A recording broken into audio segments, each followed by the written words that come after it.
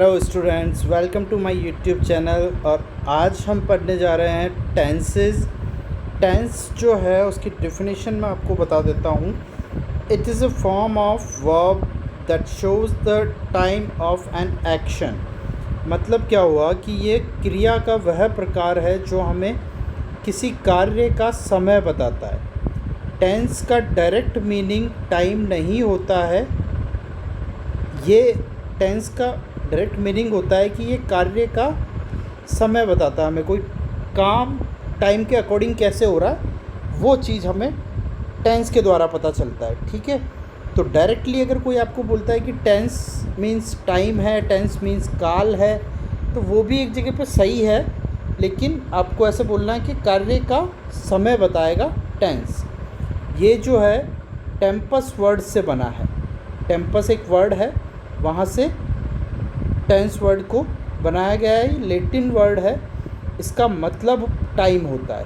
इस Tempest word का मतलब टाइम होता है। That's why we are using tense को हम टाइम बोल देते हैं, लेकिन टेंस का मतलब क्या है? Verb that shows the time of an action. कार्य का समय बताना टेंस है, पहली बात। ठीक है, अब हम थोड़ा सा आगे चलते हैं। टेंस क्या है? तो टेंस जो है, अगर आपसे कोई पूछता है टेंस क्या है, तो आप बोलेंगे टेंस जो है वो है वर्ब की फॉर्म। क्या है? वर्ब की फॉर्म से। ठीक है, एक तो टेंस क्या बोलेंगे आप कि वर्ब की फॉर्म से मतलब होता है। और टाइम कैसे पता चलता है? टेंस का पता हमें वर्ब की फॉर्म से चलता है, लेकिन टाइम जो है वो वर्ब के भाव से चलता है।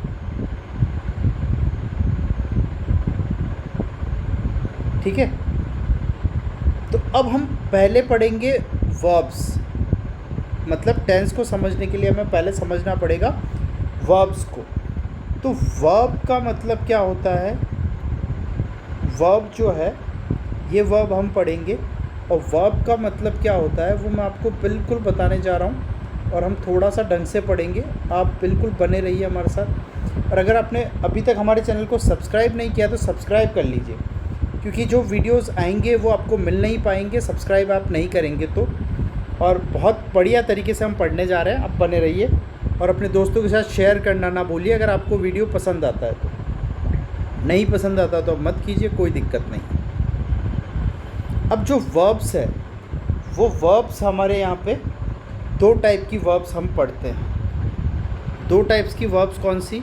एक तो पहली वर्ब हम पढ़ते हैं हेल्पिंग वर्ब्स। Helping verbs. और सेकंड जो वर्ब्स होती है हमारे यहाँ पे इंग्लिश में, उसे हम बोलते हैं main verbs. Main verb, helping verb और मेन वर्ब। लगभग 24 helping verbs we have in our English grammar. Okay, अब ये जो हेल्पिंग वर्ब्स होती है, इन्हें भी आप लोग दो भागों में डिवाइड कर सकते हैं। पहला जो पार्ट है इसका, उसे आप कहेंगे प्राइमरी। ऑक्सिलरी वर्ब्स जो आप बोलते हैं वो हो जाएगा यहाँ पे। सेकंड जो है वो हो जाएगा आपके मॉडल्स। सेकंड जो है वो आपके क्या हो जाएगा? मॉडल्स हो जाएंगे। अब इसके अंदर क्या है, इस प्राइमरी को भी आप तीन भागों में बांट सकते हैं।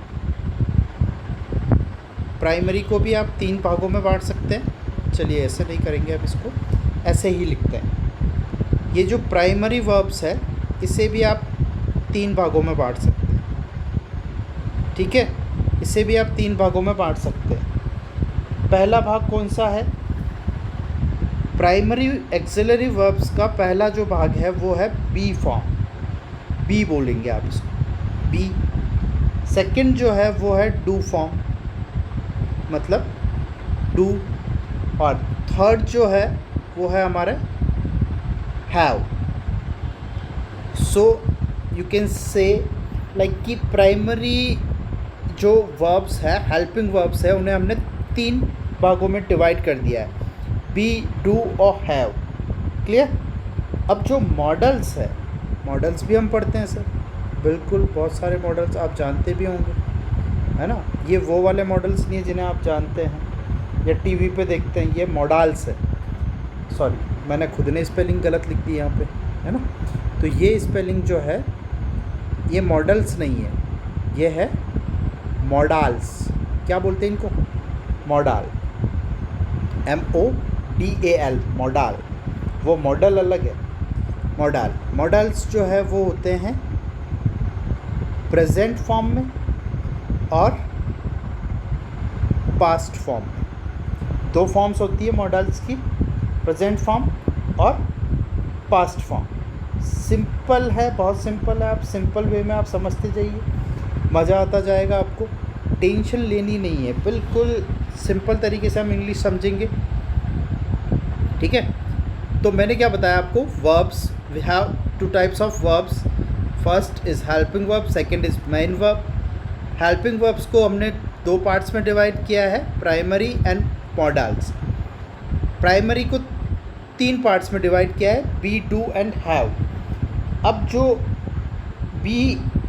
बी जो है उसको हम कुछ पार्ट्स में और डिवाइड करते हैं, इसे हम और डिवाइड करते हैं।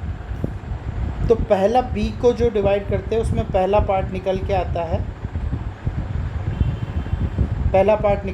है, वो होता है आपके इज़ एम आर। कौन सा होता है? Is am are.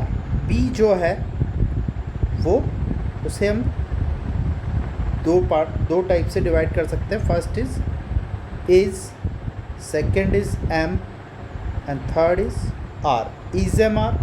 और ये इज़ एम आर जो है बी का प्रेजेंट फॉर्म हो गया, और पास्ट फॉर्म जो होगा, you know very well, it is was and were. Similarly जब हम डू की बात करेंगे तो डू को भी हम दो फॉर्म में डिवाइड करेंगे। प्रेजेंट में आप बोलेंगे do and does. We use do with the singular subject and does with the, do with the plural subject and does with the singular subjects. Okay, singular subject के साथ S लगाते हैं आप। In present simple tense की बात कर रहे हैं हम। और डू का जो पास्ट फॉर्म है वो हो जाएगा आपके डिड। क्लियर? ऐसे ही हम हैव को भी दो पार्ट में डिवाइड करेंगे, the present form and the past form. The present form is has and have itself and the past form is had. Clear? Now the models, so we can say the present models are like can, shall, will, may, must, ought to, and lots of many more. तो can का जो past form हो जाएगा वो हो जाएगा could. शैल का हो जाएगा आपके शुड। विल का हो जाएगा आपके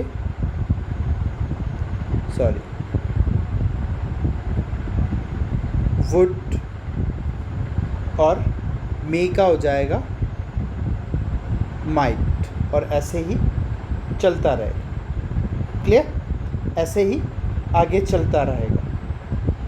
तो आपको यहाँ पे मैंने क्या बताया, वर्ब्स के दो टाइप्स होते हैं। First is helping verb, second is main verb. अब हेल्पिंग वर्ब्स को हमने दो भाग में डिवाइड किया है, primary auxiliary verbs and modals. Primary auxiliary verbs के हमें तीन टाइप्स पढ़ने होते हैं, be, do and have. Be के टू टाइप्स होते हैं, present and past. Be present में इज़ एम आर को रिप्रेजेंट करता है, और बी पास्ट में was were. Do does, and in past tense did.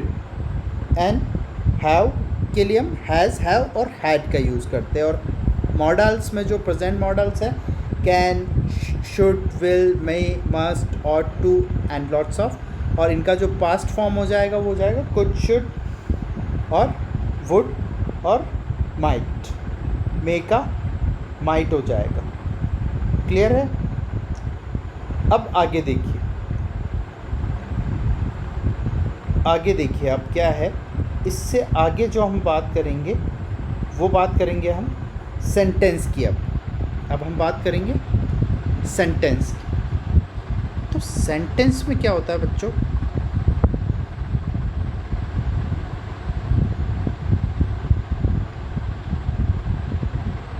Sentence में क्या होता है, सेंटेंस में भी हम देखते हैं वर्ब्स को। सेंटेंस का सबसे मेन पार्ट जो है वर्ब है।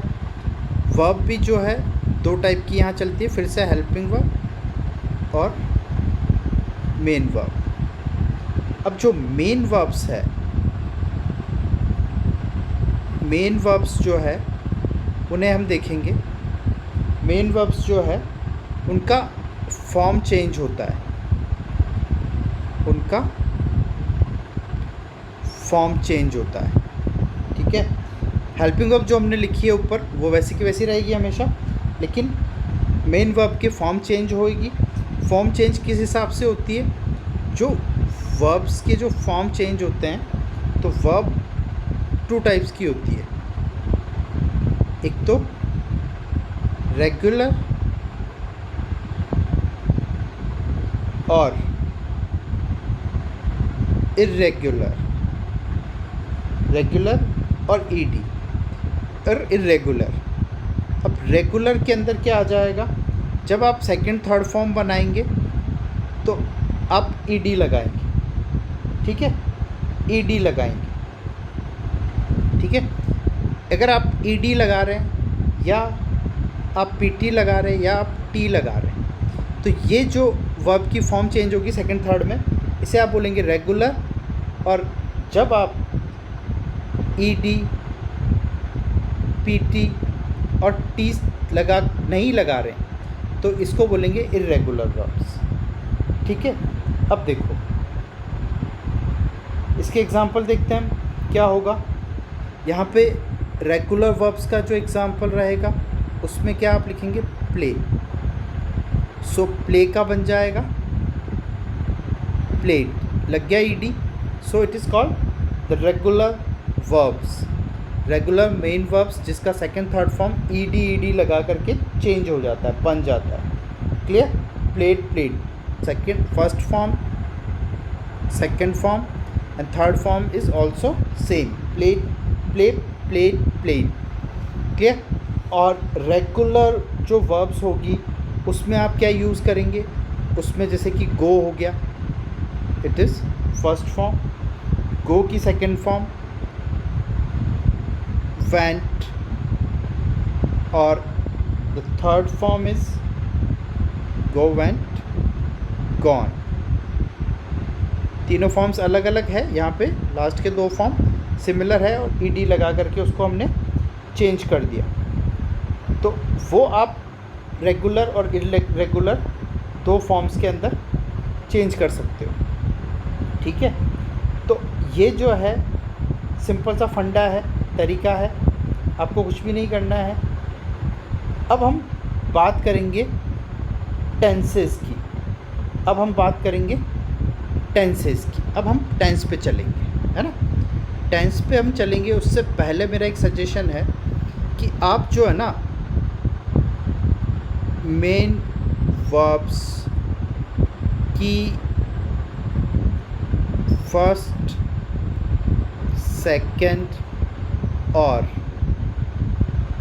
थर्ड फॉर्म्स जो है उन्हें आप लर्न कर लीजिए अच्छे से। क्लियर? उन्हें आप अच्छे से लर्न कर लीजिए, याद कर लीजिए उन्हें, तो आपके लिए टेंसेस बहुत इजी हो जाएगा। जैसे कि अगर मैं लिखूं कि आप बताइए टीच की सेकंड और थर्ड फॉर्म क्या है, ये आपको कमेंट करके मुझे बताना है कि टीच की सेकंड और थर्ड फॉर्म क्या होगी, है ना। टीच की सेकंड और थर्ड फॉर्म क्या होगी ये आप मुझे कमेंट करके अभी बताएंगे। और अब हम शुरू करने जा रहे हैं प्रेजेंट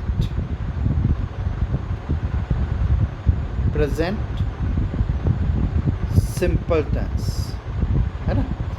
प्रेजेंट सिंपल टेंस और प्रेजेंट इंडेफिनिट टेंस भी बोलते हैं इसे। हम प्रेजेंट सिंपल टेंस से टेंसेस शुरू करने जा रहे हैं। It is the first kind of tense we have, है ना, अमंग फ्रॉम 12 टेंसेस।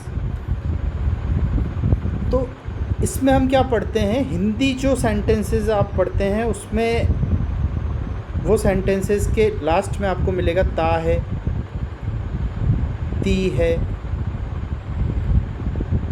ते है, इस टाइप के वर्ड्स जहाँ आपको हिंदी सेंटेंस में मिलते हैं, या आप कुछ चीज़ सोच रहे हैं हिंदी में सोच रहे हो, उसका आपको इंग्लिश में बोलना है। और अगर आपने उसको लास्ट में ता है, ती है, ते है आ रहा है, तो आप उसको इंग्लिश में कैसे बोलेंगे वो मैं आपको यहाँ से सिखाऊंगा। और ये भी बताऊंगा कि बैंक, एसएससी और अदर एग्ज़ाम्स जो राजस्थान गवर्नमेंट के भी होते हैं उसमें ये जो प्रेजेंट सिंपल टेंस के क्वेश्चन किस टाइप के आते हैं। और अभी जो सीईटी का एग्ज़ाम हुआ था राजस्थान में 2023, उसमें लगभग 3-4 क्वेश्चन थे जो प्रेजेंट सिंपल टेंस से ही पूछे गए थे। या तो प्रेजेंट सिंपल टेंस से क्वेश्चन आता है या पास्ट सिंपल टेंस से क्वेश्चन आता है। तो पास्ट सिंपल और प्रेजेंट सिंपल दोनों टेंसेस बहुत इंपॉर्टेंट है। ये टेंस जो है बहुत ही ज़्यादा इम्पोर्टेंट रहने वाला है, तो आप समझिए। अब जो प्रेजेंट सिंपल टेंस है उसमें आपको हिंदी वाक्य में ता है, ती है, ते है मिलेगा। और इंग्लिश जो सेंटेंसेस होंगे वो यहाँ पे 3 टाइप्स के होते हैं, अफर्मेटिव, नेगेटिव और इंटरोगेटिव। तो सबसे पहले हम बात करेंगे अफर्मेटिव सेंटेंस की। क्लियर? अफर्मेटिव सेंटेंस की बात करेंगे हम। सो अफर्मेटिव सेंटेंस का मतलब क्या होता है, सकारात्मक वाक्य जिसमें नो, नहीं, नॉट, ये सब वर्ड्स नहीं होंगे। क्लियर? तो उन्हें हम अफर्मेटिव सेंटेंस बोलेंगे। तो अफर्मेटिव सेंटेंस की जब हम बात करेंगे तो यहाँ का जो इसका जो स्ट्रक्चर रहेगा वो क्या रहेगा, वो रहेगा आपके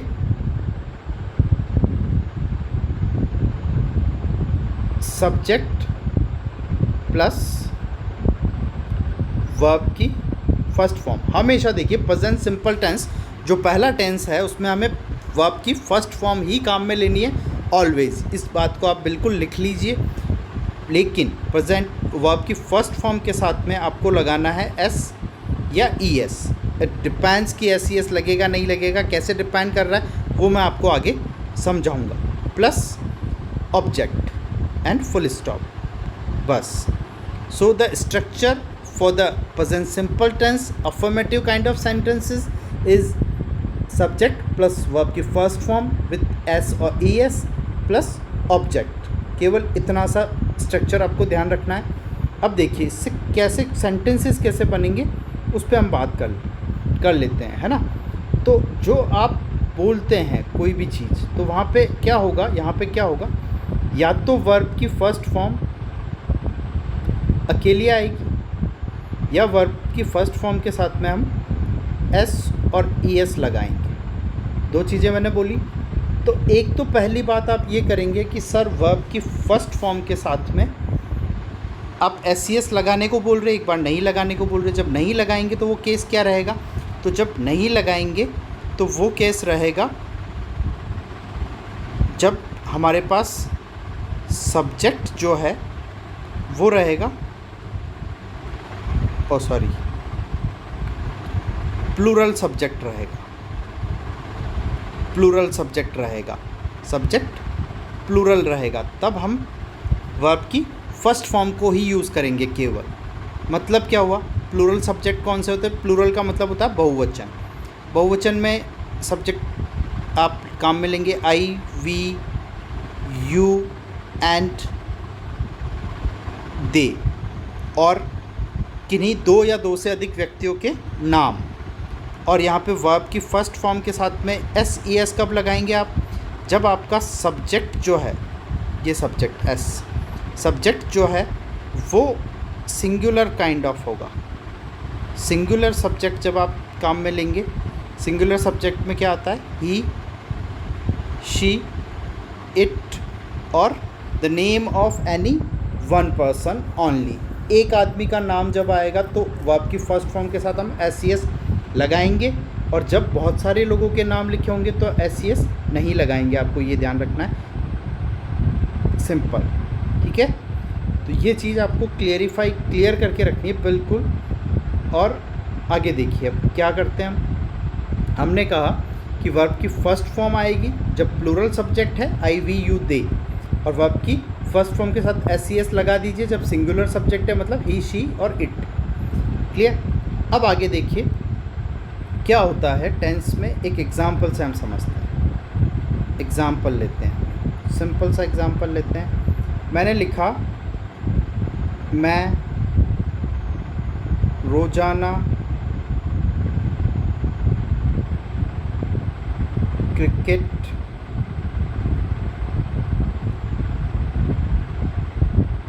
खेलता हूँ, खड़ी पाई आएगी, मैं रोज़ाना क्रिकेट खेलता हूँ, ठीक है। तो अब आप यहाँ पे जैसे ही सबसे पहले लास्ट में आपको क्या मिला, देखिए ताहू मिल गया। तो ताहू मिलते ही आप गए कि सर ये तो प्रेजेंट सिंपल टेंस है, आपने बताया था हिंदी वाक्य के अंत में ताहू ते हूँ ये सब मिलेंगे, बिल्कुल। तो आपने पकड़ लिया टेंस कौन सा है यहाँ से। अब आपको क्या चाहिए, सबसे पहले सब्जेक्ट चाहिए। स्ट्रक्चर देखिए, सब्जेक्ट, वर्ब और ऑब्जेक्ट। तो सबसे पहले हमें चाहिए सब्जेक्ट। तो यहाँ पे सब्जेक्ट जो सबसे स्टार्टिंग में होता है सब्जेक्ट होता है। हिंदी वाक्य की शुरुआत भी सब्जेक्ट से होती है, इंग्लिश वाक्य की शुरुआत भी सब्जेक्ट से होती है। सो सब्जेक्ट क्या है, मे का इंग्लिश में क्या लिखते हैं आप, आई लिखेंगे। और मे की इंग्लिश क्या लिखेंगे आप, आई के बाद आपको क्या करना है, यहाँ स्ट्रक्चर में देखिए वर्ब की फर्स्ट फॉर्म। वर्ब कहाँ होती है, वर्ब होती है सबसे पीछे, खेलना। खेलने को हम इंग्लिश में क्या बोलते हैं, प्ले। I play. अब देखिए आई जो है वो यहाँ पे है, और आई के साथ में वर्ब की फर्स्ट फॉर्म आएगी, केवल प्ले ही लिखना है आपको, एस नहीं लगाना है। आई प्ले, फिर ऑब्जेक्ट आ जाएगा, आई प्ले क्रिकेट, रोज़ाना की इंग्लिश होती है daily, I play cricket daily. ये सेंटेंस बन गया ईजीली, बिल्कुल बढ़िया तरीके से। अब आगे देखिए नेक्स्ट एग्जांपल हम देखते हैं, सेकंड एग्जांपल में आप क्या करेंगे, यहाँ पे मैं लिखता हूँ कि वह रोज़ाना फुटबॉल खेलता है, वह रोज़ाना फुटबॉल खेलता है। तो वह की इंग्लिश आप क्या बनाते हैं, ही क्यों हुआ, क्योंकि खेलता है। अगर खेलती होता तो शी हो जाता, ही खेलना, फिर से वही प्ले। लेकिन इस बार आप देखिए कि ही कहाँ आ रहा है, यहाँ आ रहा है। ही के साथ मैंने कहा था कि आपको एस लगाना है, तो इसका हो जाएगा प्ले का हो जाएगा place, he plays football, he plays football. रोज़ाना मतलब एवरीडे और डेली, जो भी आप लिखते हैं। तो उम्मीद करता हूँ कि आपको ये चीज़ समझ में आई होगी। अब हम थोड़ा सा आगे चलते हैं। इसके बाद नेक्स्ट टाइप ऑफ सेंटेंस जो आता है वो नेगेटिव सेंटेंसेस आएंगे। नेगेटिव सेंटेंस में क्या होगा आपके, नेगेटिव सेंटेंस में क्या होगा, जब हम नेगेटिव सेंटेंस की बात करेंगे तो जो स्ट्रक्चर बनेगा वो ऐसा बनेगा, सब्जेक्ट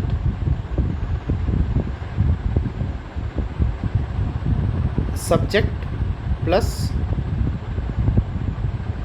डू और डज। डू और डज के जस्ट बाद में आपको लगाना है नॉट, और नॉट के जस्ट बाद में आपको लगाना है वर्ब की फर्स्ट फॉर्म। जैसा कि मैंने बताया प्रेजेंट सिंपल टेंस में हमेशा वर्ब की फर्स्ट फॉर्म ही हम यूज़ करते हैं ओनली, और फिर उसके बाद ऑब्जेक्ट आ जाएगा। क्लियर। तो ये चीज़ हो जाएगी। तो जब नेगेटिव सेंटेंस मतलब यहाँ पे नॉट आएगा, तो नॉट अकेला नहीं आता, बहुत डरपोक आदमी है। नॉट कभी भी अकेला नहीं आता, बहुत डरपोक है। तो नॉट अपने आगे डू डज हेल्पिंग वर्ब को लेके आता है और अपने पीछे मेन वर्ब को लेके आता है, दो बॉडीगार्ड्स लेके आता है। बहुत डरपोक आदमी है नॉट। नॉट जब आएगा तो अकेला नहीं आएगा, हेल्पिंग वर्ब और मेन वर्ब के बीच में आएगा बिल्कुल। और यहाँ पे देखिए, यहाँ पे नॉट नहीं था तो हेल्पिंग वर्ब भी नहीं थी, डू डज यहाँ पे नहीं था। लेकिन नेगेटिव में जैसे ही नोट आया वो डू डज को लेके आ जाएगा। अब देखिए क्या होता है, इसी सेंटेंस को हम वापस से लेते हैं। यहाँ पे आपको ध्यान ये रखना है कि यूज़ ऑफ डू और डज सिमिलर हो जाएगा प्लूरल सब्जेक्ट के लिए। हम डू यूज़ करेंगे और for singular subject we use does. फिर से वही प्लूरल सब्जेक्ट कौन कौन से हो गए, आई, वी, यू एंड दे। और सिंगुलर सब्जेक्ट्स कौन से हो गए, ही, शी, इट। क्लियर। एग्जाम्पल देखते हैं वापस से, वैसे ही वही एग्जाम्पल जो हमने पहले किया है। सिमिलर एग्जाम्पल से सिंपल ढंग से अभी मैं ऐसे समझा रहा हूँ कि आपको ये चीज़, आपको कंपैरिजन समझ में आ जाए कि चेंज क्या हो रहा है। हैवी लेवल की बातें हम बाद में करेंगे, बहुत टाइम है ना। लेकिन पहले बेसिक्स समझना ज़रूरी है। वह रोज़ाना फुटबॉल नहीं खेलता है। देखिए नॉट आएगा, नॉट कब आएगा, जब हम नहीं लिखेंगे। तो वह फुटबॉल, रोज़ाना फुटबॉल नहीं खेलता है ना। यहाँ पे नहीं आ गया, नहीं खेलता है। तो अब नहीं आ गया, यहाँ पे देखिए नहीं नहीं था, वह रोज़ाना फुटबॉल खेलता है, और यहाँ पे वह रोज़ाना फुटबॉल नहीं खेलता है। तो चेंज क्या होगा, कुछ भी चेंज नहीं होगा। स्ट्रक्चर के अकॉर्डिंग आप चलेंगे। सब्जेक्ट है, सब्जेक्ट क्या होगा, वह ही। फिर उसके बाद क्या आएगा, डू और डज। तो ही के साथ में ही यहाँ है, डज के साथ तो ही डज, ही डज। और डज के जस्ट बाद क्या आएगा, नॉट आएगा। तो ही डज नॉट, खेलने को क्या बोलते हैं हम, प्ले। यहाँ पे वर्ब की फर्स्ट फॉर्म है, एस नहीं लगाना है। He does not play football so daily, है ना, रोज़ाना को डेली बोल देंगे। सो यहाँ पे देखिए, यहाँ पे था ही प्लेस फुटबॉल डेली, और यहाँ पे चेंज हो गया he does not play football daily. तो ये कंपैरिजन होता है, और इसी को आप प्रेजेंट सिंपल टेंस बोलेंगे। मैं एक बार फिर से आपको बता देता हूँ शुरू से। प्रेजेंट सिंपल टेंस में हमें क्या मिलेगा, ता है, ती है, ते है, तू है, ये सब चीज़ें। ठीक है। इसका जो अफर्मेटिव काइंड ऑफ सेंटेंस होगा उसका स्ट्रक्चर कैसा होगा, सब्जेक्ट प्लस वर्ब की फर्स्ट फॉर्म के साथ एस प्लस ऑब्जेक्ट। वर्ब की फर्स्ट फॉर्म कब आएगी, जब सब्जेक्ट जो है प्लूरल होगा, आई, वी, यू, दे के साथ वर्ब की फर्स्ट फॉर्म। और वर्ब की फर्स्ट फॉर्म एस कब लगेगा, जब सिंगुलर सब्जेक्ट होगा, ही, शी, इट के साथ एस लगाना है आपको। मैं रोज़ाना क्रिकेट खेलता हूँ, मैं मतलब आई के साथ प्ले आएगा, आई प्ले क्रिकेट डेली। और वह रोज़ाना फुटबॉल खेलता है, ही के साथ plays, he plays cricket daily.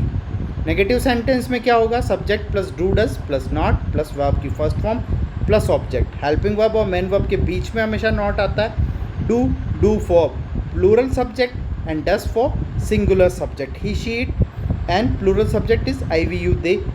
सो वह रोज़ाना फुटबॉल नहीं खेलता है, ही के साथ डज आएगा, he does not play cricket football daily. Simple. तो ये प्रेजेंट सिंपल टेंस जो है आपका ख़त्म होता है। यहाँ से क्वेश्चन आता है। अगर हम बात करेंगे इंटरोगेटिव की, तो वो इंटरोगेटिव में यहाँ से ये डू डज आगे आ जाएगा। मैं बता देता हूँ इंटरोगेटिव भी सेंटेंसेस किस टाइप के होते हैं। तो थर्ड काइंड ऑफ सेंटेंसेस जो हो गए वो हो गए आपके इंटरोगेटिव सेंटेंसेस। इंटरोगेटिव सेंटेंसेस मतलब प्रश्नवाचक वाक्य। प्रश्नवाचक, इनकी पहचान क्या होती है कि लास्ट में फुल स्टॉप होता है। तो यहाँ पे ये जो इंटरोगेटिव सेंटेंस है ये दो प्रकार के होते हैं। दो प्रकार के होते हैं। पहला प्रकार जो हेल्पिंग वर्ब से शुरू होते हैं, हेल्पिंग वर्ब, और यहाँ पे इस टेंस में हेल्पिंग वर्ब कौन सी है आपके, डू और डज।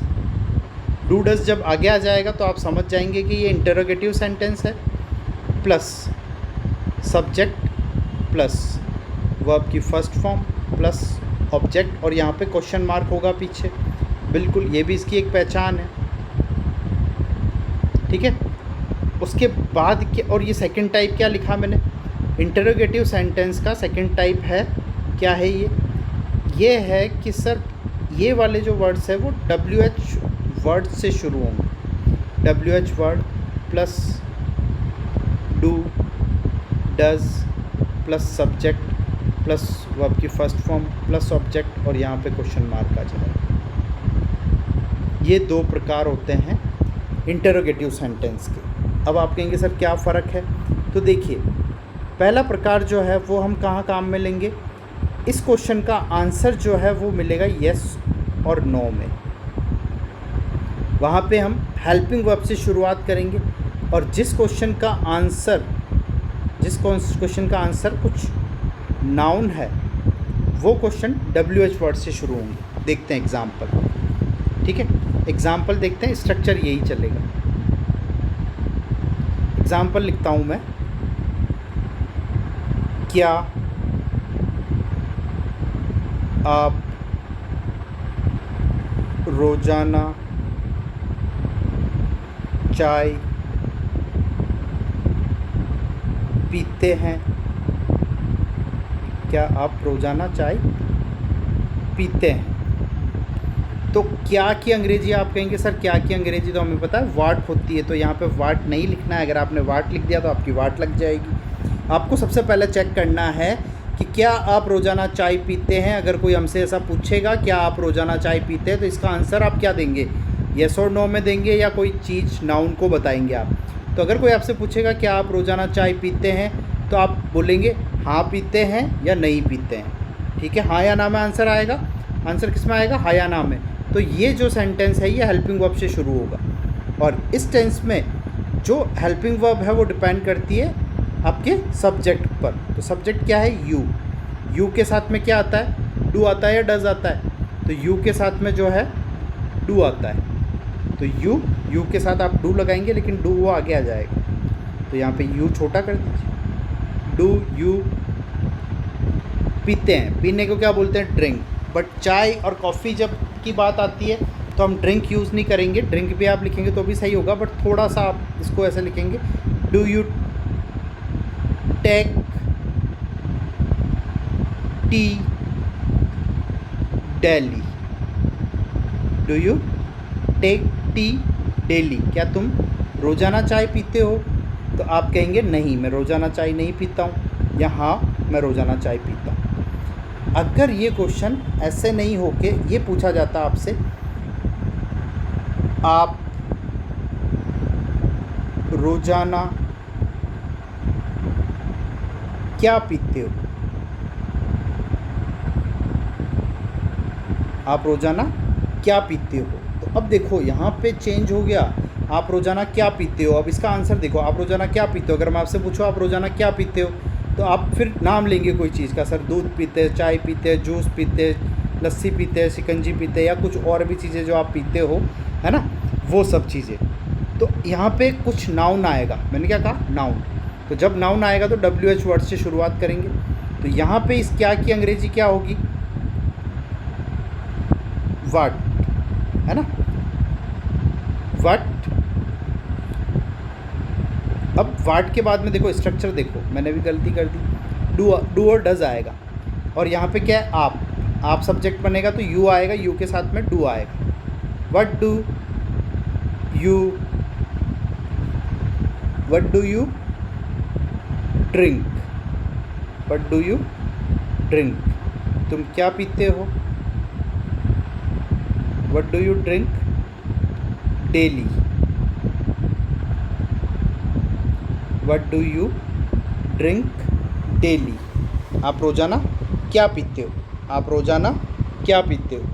अब इसका आंसर आप चाय या कॉफ़ी या जूस कुछ देंगे, तो समझ आई बात। इसका आंसर आप क्या देंगे, यस और नो। तो जिसका आंसर आप यस और नो देंगे वो कहाँ से शुरू होगा, डू डस से शुरू होगा। और जिसका आंसर आप चाय या कॉफ़ी बोलेंगे या कुछ भी नाउन है ना, संज्ञा बोलेंगे, वो WH वर्ड से शुरू होंगे। क्लियर हो गई बात। तो इससे ज़्यादा क्लियरिटी आपको कहीं नहीं मिलेगी।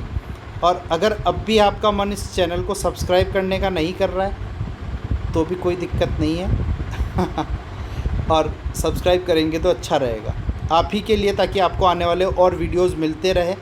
और अगर वीडियो पसंद आई है तो लाइक कीजिए, जो कि पसंद आएगी ही, क्योंकि अच्छी चीज़ें बताई है मैंने।